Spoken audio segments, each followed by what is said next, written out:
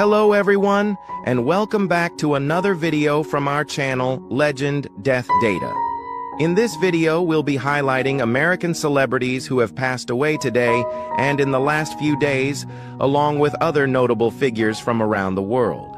Before we proceed, we kindly ask you to show your love and support by giving this video a like. It means a lot to us. Thank you. Dave Mason, the British singer, songwriter, and guitarist best remembered as a founding member of Traffic, has died at 79.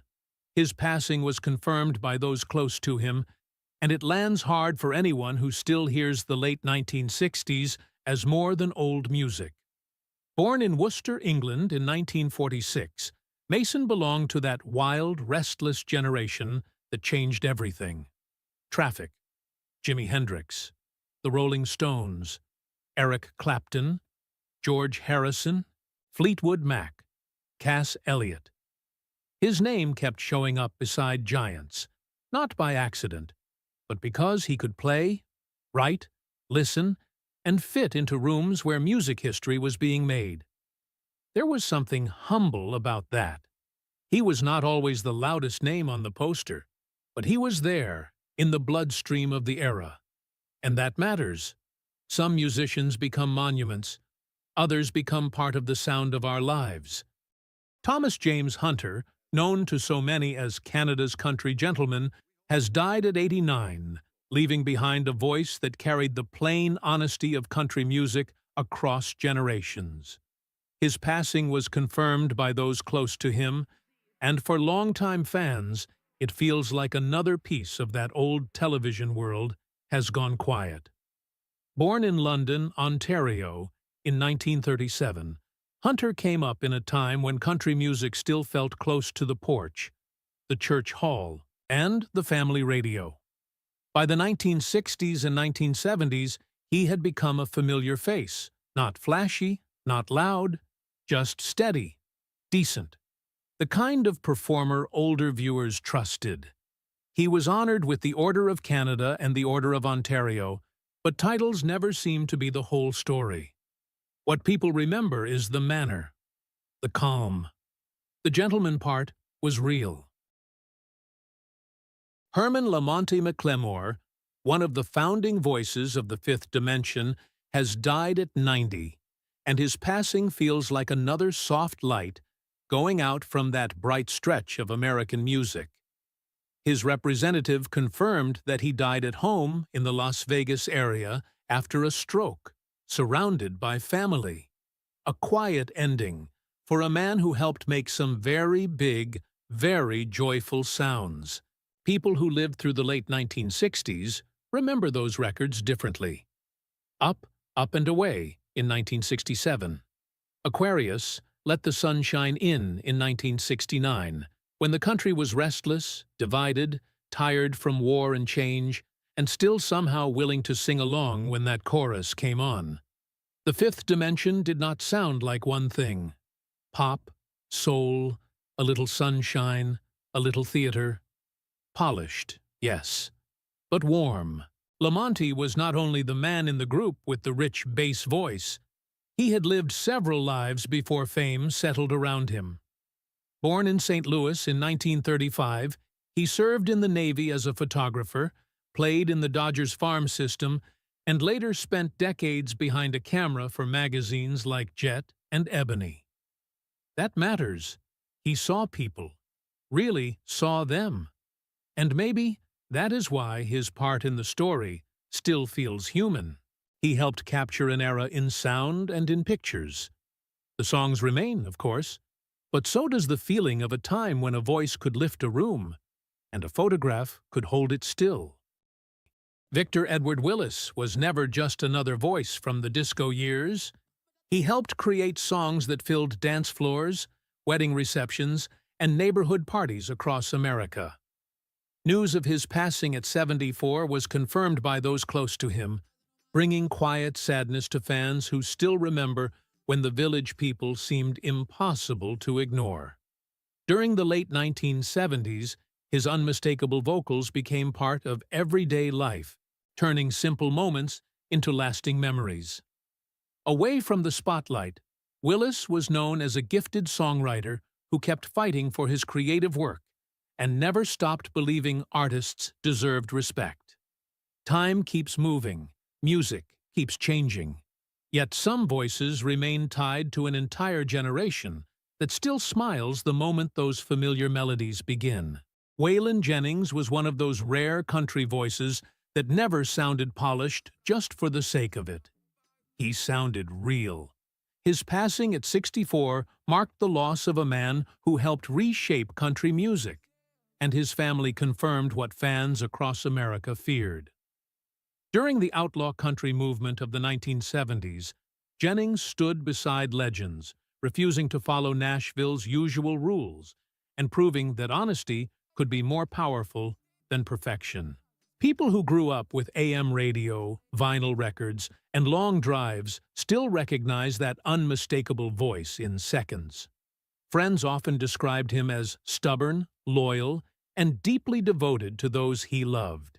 Years pass, styles change, but there are artists whose songs continue to feel like conversations with old friends whenever they begin to play. David Allan Coe was never the kind of country artist who tried to please everyone. He followed his own road, and that stubborn independence became part of his legacy. His passing at 86 was confirmed by those close to his family, leaving many longtime country fans reflecting on an era when songs felt lived rather than manufactured. During the 1970s and 1980s, Coe wrote hundreds of songs, earning respect as both a storyteller and performer whose influence reached far beyond his own recordings. He could be controversial, but few questioned his gift for capturing heartbreak, pride, and hard-earned wisdom in plain words. For many Americans who grew up with classic country on the radio, his voice still brings back memories of highways, small towns, and a time that now feels farther away with every passing year. Bo Williams, the Houston-born gospel and R&B singer, has died at 76. For people who remember when gospel still came through the television set on Sunday mornings, or when a voice had to carry a whole room without tricks, his passing feels like one of those quieter losses. Not the kind that shakes every headline. The kind that sits with you. The news was confirmed by those close to the gospel music world, and fans have been remembering a man whose voice could move from soul polish to church fire without losing its warmth. That was his gift. He had that Texas sound in him, but also something smoother, something that reminded listeners of the great crossover years when gospel, R&B, and soul still spoke to one another. Many first noticed him in the 1980s, when television talent shows still felt like family events, and star search could make a singer known overnight. Then came the Light Records years. Wonderful did more than chart. It reached people. It climbed to number 2 on Billboard's gospel chart, but numbers never tell the whole story. He was a preacher's son, raised around music, faith, and discipline. You could hear that, not just in the notes, but in the way he carried a song. Some artists belong to a season. Bo Williams belonged to a memory. Church pews, late-night gospel programs, cassette tapes in the car. A voice from Houston that kept reminding people where joy came from.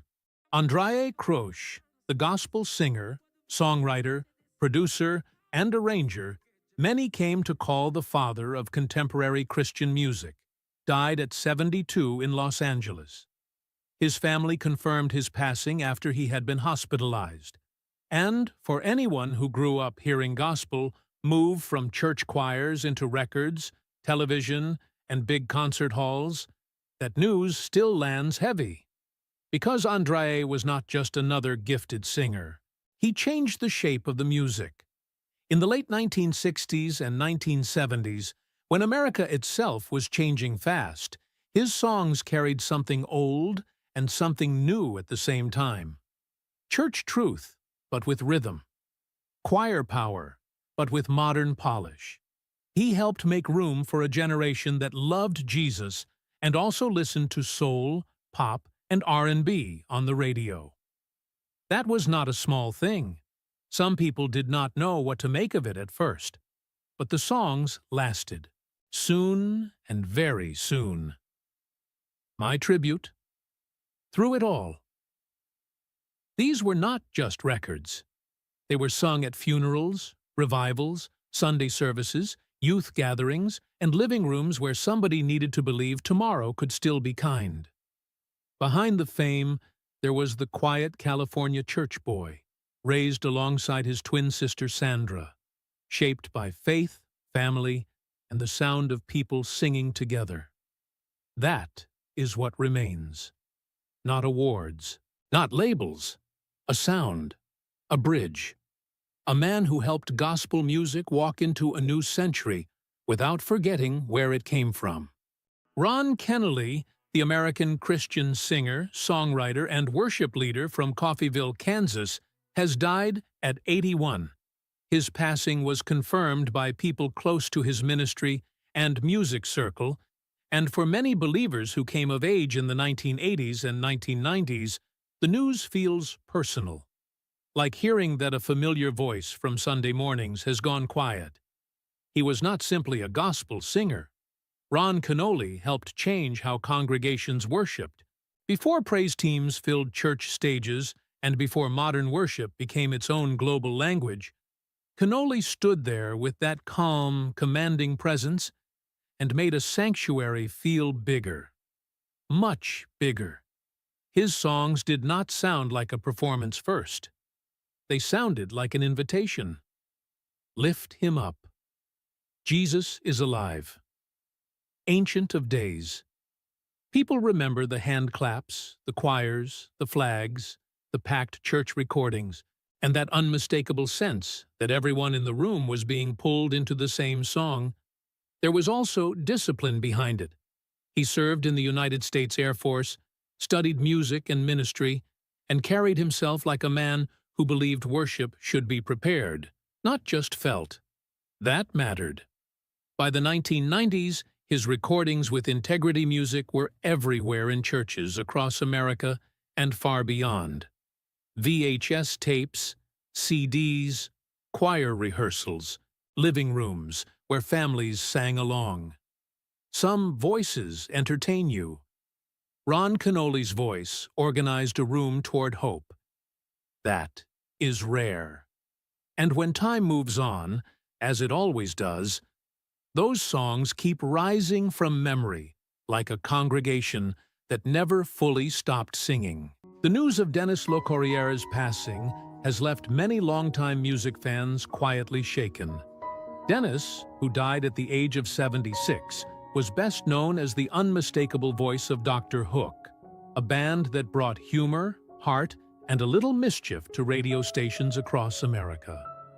For many people, hearing his voice instantly brings back another time. A car ride with the windows down. A jukebox in a neighborhood bar. A summer evening when songs felt less polished and somehow more real. His family and those close to him confirmed the loss, and tributes soon began appearing from fans who had followed his music for decades. There was something different about Dennis. He never sounded like he was trying too hard. The voice was warm, familiar, almost like a friend telling a story. And for millions who grew up with Dr. Hook on the radio, that connection never really faded. For many listeners, Todd Snider represented something that has become increasingly rare in modern music: authenticity. He never seemed interested in fitting neatly into a category or chasing whatever trend happened to be popular at the time. Instead, he built a career by telling stories the way he saw them, blending folk, rock, blues, country, and a touch of humor into something uniquely his own. Born in Portland in 1966, Snider eventually found a home in Nashville, though he often felt more like an observer than a participant in the music industry's machinery. That outsider perspective became one of his greatest strengths. His songs were filled with everyday characters, unexpected wisdom, and the kind of honesty that cannot be manufactured. Many fans discovered him during the 1990s, when singer-songwriters still occupied a special place in American music. Others found him later through live performances, where his storytelling often became just as memorable as the songs themselves. A Todd Snider concert rarely felt rehearsed. It felt like spending an evening with someone who had seen a little bit of everything and wasn't afraid to laugh about it. The news of his passing at 59 struck many people as deeply unfair. Not because he was the biggest star in Nashville. He wasn't. It hurt because he remained one of the few artists who seemed genuinely connected to ordinary life. His legacy lives on in those songs. The funny ones, the heartbreaking ones, the ones that made listeners smile before suddenly making them think. In a world full of polished performances, Todd Snider reminded people that a good story, told honestly, still matters. For generations of country music fans, Bill Cody's voice was simply part of life. You could hear him on the radio during a morning drive, introducing an artist at the Grand Ole Opry, or sharing a story that made Nashville feel a little closer, no matter where you lived. His passing marks the end of a familiar presence that many listeners welcomed into their homes for years. Not a flashy celebrity, not someone who demanded attention, just a trusted voice that became woven into the daily routines of countless fans. What made Bill special was his genuine love for the music and the people behind it. He treated legends and newcomers with the same respect, and listeners could hear that sincerity every time he spoke. The microphone may be silent now, yet for those who spent decades listening, the memories remain. And sometimes, that is how a life continues long after the broadcast ends. Long before country music became a global business, George Jones was already setting a standard that countless singers spent the rest of their careers trying to reach. Born in Texas during the Great Depression, he emerged in the 1950s with a voice that sounded unlike anyone else's. Raw, powerful, unmistakably human. For many fans, the first memories come from hearing songs like White Lightning, blasting from car radios or spinning on jukeboxes across small-town America. Those records helped make him a star, but they were only the beginning. Through the 1960s and 1970s, as country music evolved and Nashville changed, Jones remained one of its most respected voices. Then came what many still consider one of the greatest country recordings ever made. He Stopped Loving Her Today. Released in 1980, it arrived at a time when some believed his best years were behind him. Instead, the song became a defining moment, not only in his career but in the history of country music itself. Few performances captured heartbreak with such honesty. Fans admired the hits, of course, but they also recognized something deeper. George Jones sang as if he had lived every word. Joy, regret, loneliness, hope. It was all there in the voice. Many artists achieved commercial success during those decades. Very few earned the level of respect that Jones did from fellow musicians. Even among legends, his name was often spoken with a certain reverence. The kind that cannot be manufactured. The kind that comes only after a lifetime spent turning ordinary songs into something unforgettable. Oliver Tree. YouTuber KSI has paid an emotional tribute to U.S. singer and legend Oliver Tree, who is believed to have died after 2 helicopters collided in Rio de Janeiro. The American singer-songwriter, who collaborated with KSI on the song Voices and is known for the track Miss You, was listed as being on board a helicopter that crashed over the Brazilian city on Sunday morning. He is believed to be one of 6 people who were killed when the 2 helicopters collided over Rio de Janeiro and crashed in the city's western zone, firefighters said. Rio de Janeiro's military fire department said one of the helicopters crashed into a car dealership where several electric vehicles were parked, igniting a fire that was extinguished. Tree was on the list of passengers handed to aviation authorities, the police have said, but they have not been able to identify the bodies of those killed in the crash. In a post shared on X, Britain's Got Talent judge KSI said, "Can't believe I'm actually having to type this. You're 32, man. You should still be here. You still had so much life to live, so much music to make, so much content to make. You're a legend and will always be a legend. Still doesn't feel real, genuinely feels sick. I love you, bro." The 32-year-old was only weeks into his world's first world tour, where he had planned to play shows on all 7 continents. He performed in Buenos Aires, Argentina, on June 4th, and on Saturday shared a video on his Instagram playing football in a Brazilian neighborhood. Tree was due to play more than 70 shows across 30 countries, including the UK, with dates scheduled in Glasgow, Manchester, and London in September. Recognizable by his signature bowl cut, Tree was known for his songs Life Goes On and When I'm Down. He released his 4th studio album, Love You Madly, Hate You Badly, in April. Jean Shalit, the popular film critic who spent decades with Today, has died. He was 100 years old. In a statement to NBC News on June 12th, Shalit's family said he passed away peacefully today after 100 years of an amazing life. Born March 25, 1926, Shalit was an instantly recognizable personality. Along with his distinctive handlebar mustache, poofy hair, eyeglasses, and bow ties, he is best remembered for his love of puns while doing reviews on the show's Critics' Corner segment. A graduate of the University of Illinois, Shalit became a part-time Today personality in 1970 and was elevated to a full-time role in 1973, replacing Joe Garagiola. He remained with the show until he retired in 2010. "It's enough already," he said in a statement announcing his retirement. In addition to his reviews, Shalit interviewed scores of celebrities during his Today tenure.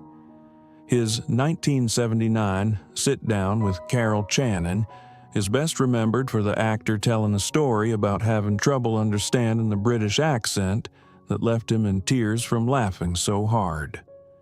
"What's the matter with him?"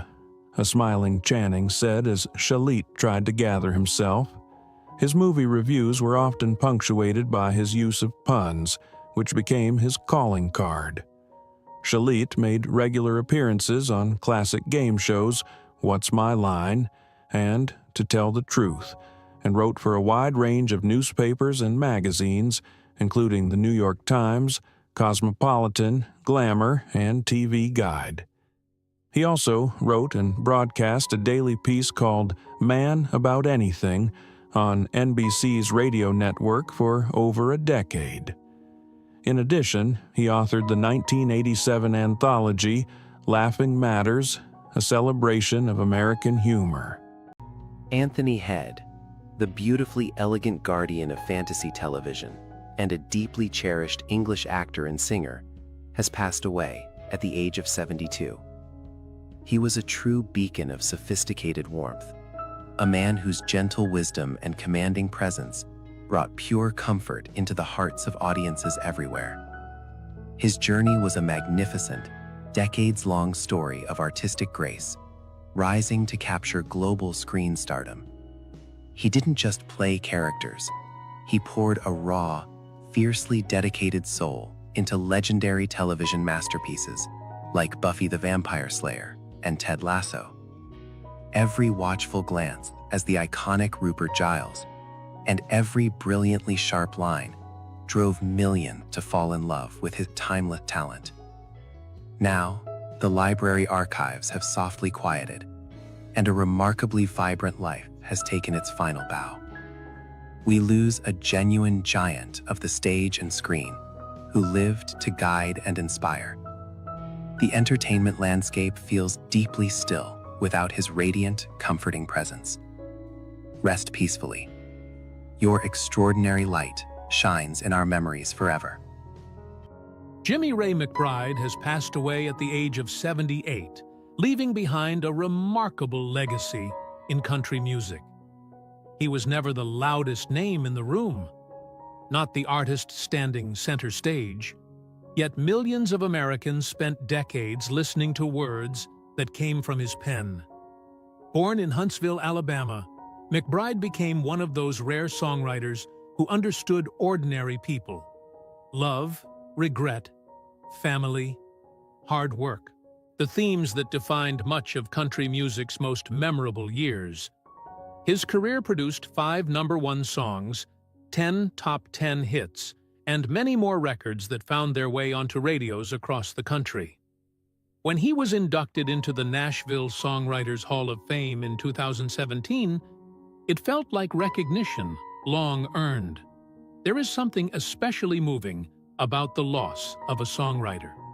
The voice may belong to someone else, but the heart of the song often belongs to them. Jimmy Ray McBride's words will continue traveling long after his passing, carried by the music he helped create. The death of Kris Kristofferson at the age of 88 closed a chapter that felt deeply connected to the golden years of American music and storytelling. For many people, he was never just a country singer. He was a songwriter's songwriter, a poet with a rough voice, a man who seemed more interested in telling the truth than chasing fame. His family confirmed that he passed away peacefully, surrounded by those closest to him. News of his passing brought a wave of memories for generations who grew up hearing his songs on country radio and seeing him on movie screens. Born in Brownsville, Texas, Kristofferson became one of the defining voices behind the country music revolution of the late 1960s and 1970s.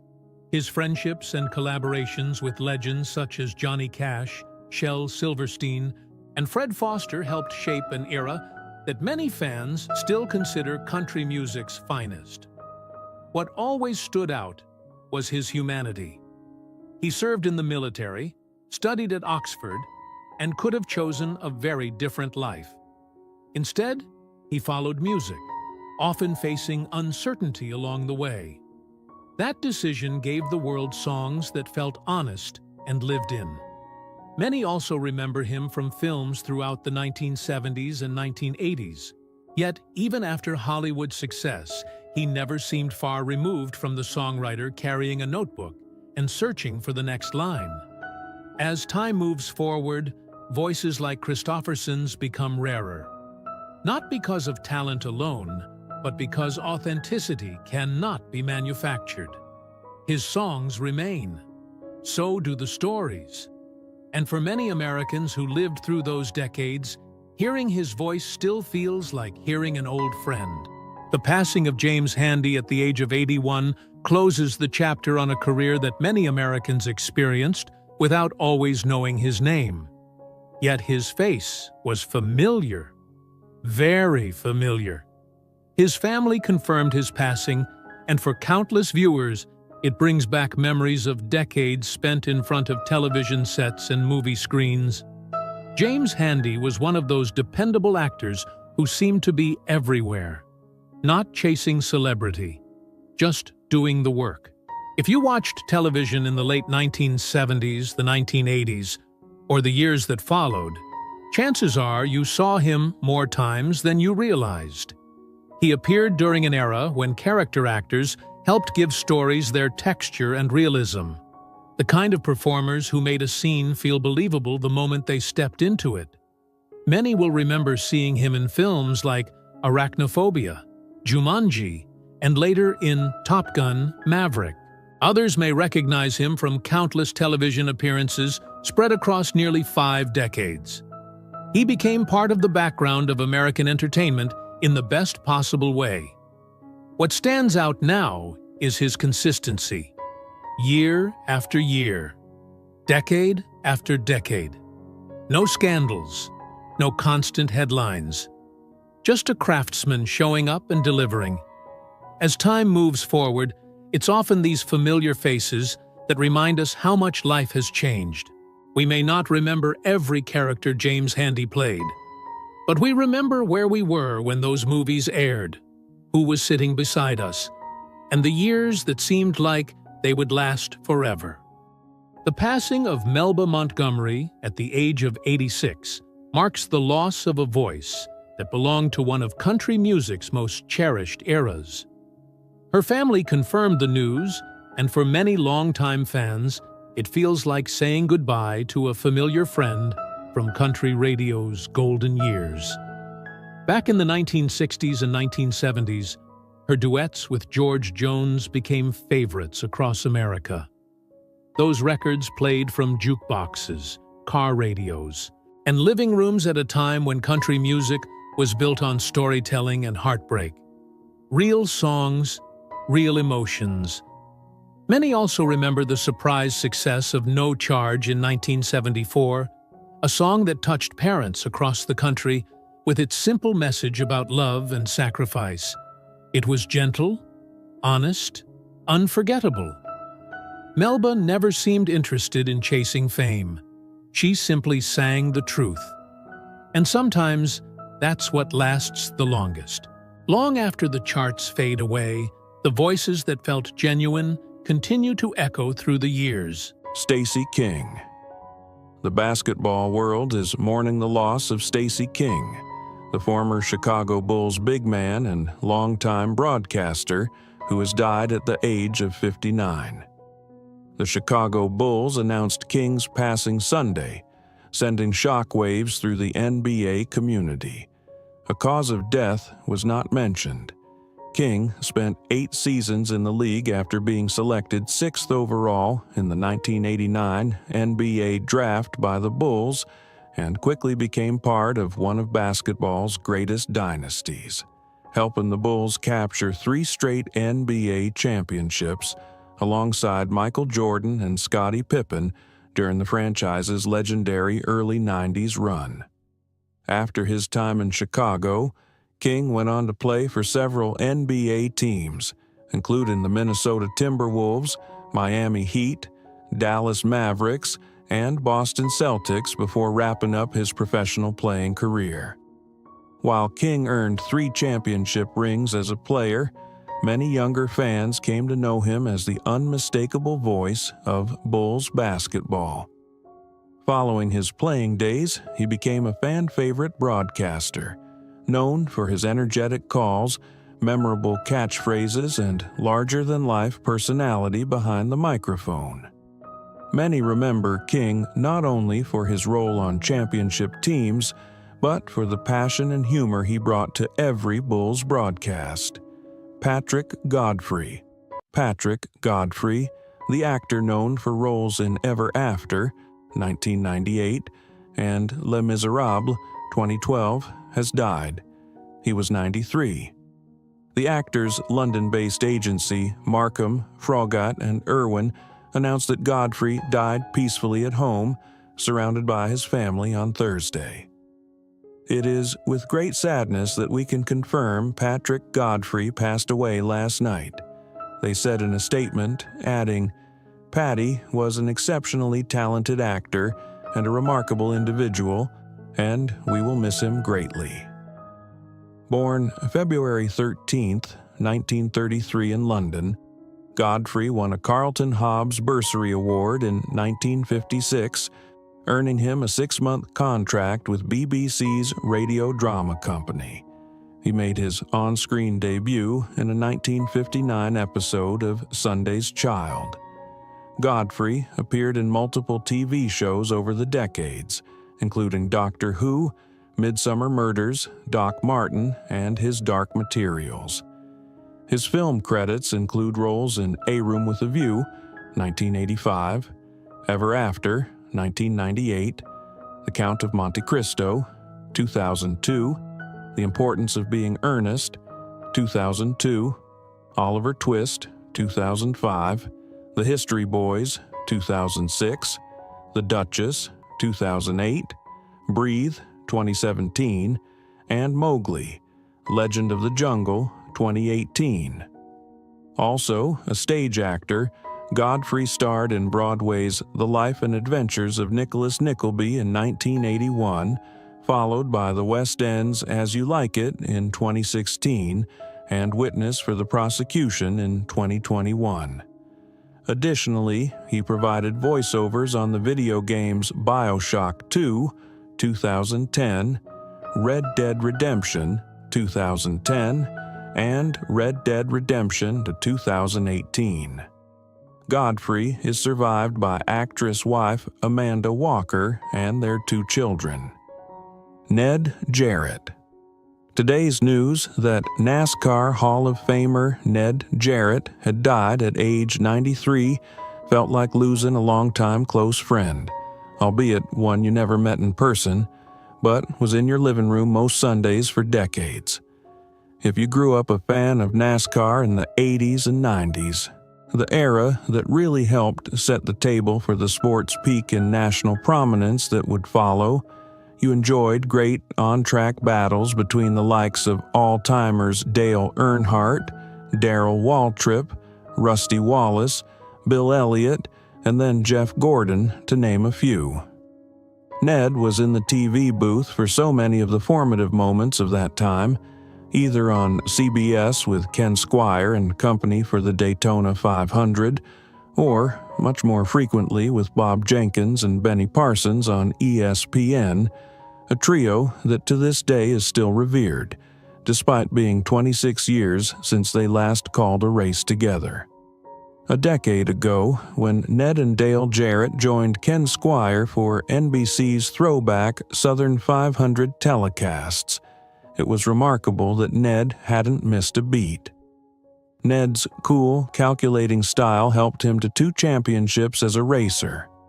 That same style, plus his ability to clearly communicate complex things, helped translate his sport to fans who were discovering it for the first time through TV. Thinking back on it today, what stands out is his versatility. He was an analyst with the broadcasting range that many career announcers don't even have. YouTuber Alex Simo. The Yu-Gi-Oh! Community is in mourning today. Alex Simo, one of the most beloved creators in the game's online world, has passed away at just 32 years old. And the tributes pouring in from fans and fellow creators make one thing very clear. This loss goes far deeper than just losing a YouTuber. For those who don't know Alex, here's a quick picture of who he was. He built a YouTube channel from the ground up, centered entirely around Yu-Gi-Oh!, the card game he fell in love with as a kid. Deck profiles, competitive breakdowns, community series. Over the years, he grew that channel to over 300,000 subscribers. Not through flashy gimmicks, just genuine passion for a game he truly loved. His mother confirmed his passing in a LinkedIn post, writing that Alex left them after a hard-fought battle with stage 4 colon cancer. She described him as an incredibly successful creator who, and this part really stands out, took the card game he loved playing as a child and shared his passion and positivity with millions. That's not PR language. That's a mother describing her son, and it says everything.